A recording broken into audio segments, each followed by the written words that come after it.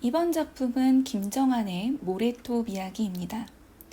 이 작품은 조마이 섬을 배경으로 하여 격동의 근현대사 속에서 줄곧 소외당하며 살아왔던 하층민의 비참한 삶과 부조리한 현실에 대한 저항 의지를 담고 있습니다.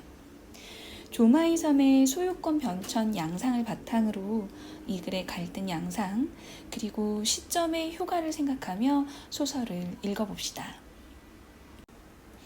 줄거리부터 좀 확인해 볼게요. 이 글은 액자식 구성으로 이루어져 있습니다. 소설의 관찰자이자 서술자인 나가 20년 전에 경험한 이야기로 당시 나는 K중학교 선생님이었어요. 그때 조마이 섬에 거주하고 있는 건우의 담임을 맡은 적이 있었습니다. 건우는 낙동강 하류 조마이 섬에 살고 있었는데 육지에서 나룻배를 타고 통학하고 있었죠. 그리고 수업 중 제출한 건우의 소설을 통해 나는 조마이 섬의 내력을 알게 되고 어느 날 가정 방문을 하러 섬에 가게 됩니다. 건우는 홀어머니와 할아버지와 함께 살고 있었는데요. 6.25로 아버지를 잃었고요. 삼촌은 삼치잡이 나갔다가 목숨을 잃었어요.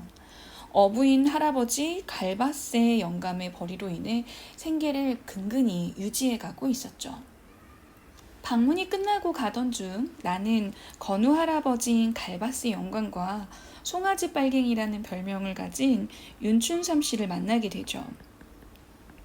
셋은 술 한잔 하게 되고요. 섬 사람들의 생활에 대해 좀 더 자세히 듣게 됩니다.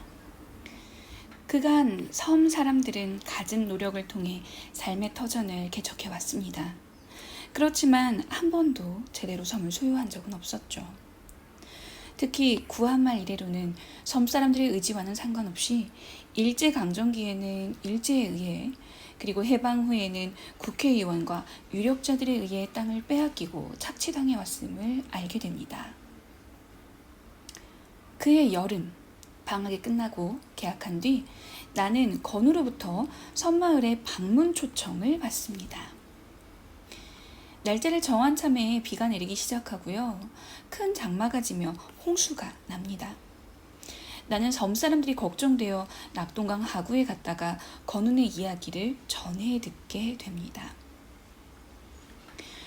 물이 불어나 억지로 물길을 막아놓았던 섬의 둑 때문에 섬 안은 점차 물이 차오르고 그렇게 섬이 위험해지자 주민들이 그 둑을 부수기 시작한 것이었죠. 사실 이 둑은 섬의 토지에만 욕심을 부리고 있던 유력자가 쌓아놓은 것이었어요. 섬 주민들의 안전은 무시하고 자신들의 이익 추구가 목적이었죠. 이 둑을 부수는 것을 본 유력자의 하수인들은 섬 사람들을 방해하고요. 갈바세 영감은 급기야 그 중에 한 사람을 물속으로 밀쳐서 죽게 만듭니다. 그리고 결국 경찰에게 끌려가게 되죠. 이후 폭풍우가 끝나고 9월, 새학기가 시작되었습니다. 하지만 여전히 건우는 학교에 돌아오지 않았고 나는 건우의 일기장에 적힐 이야기를 궁금해합니다. 그리고 내가 들은 소식은 조마이 섬에 군대가 머문다는 것이었죠. 이렇게 소설은 마무리됩니다. 여기까지 김정한의 모래톱 이야기였습니다.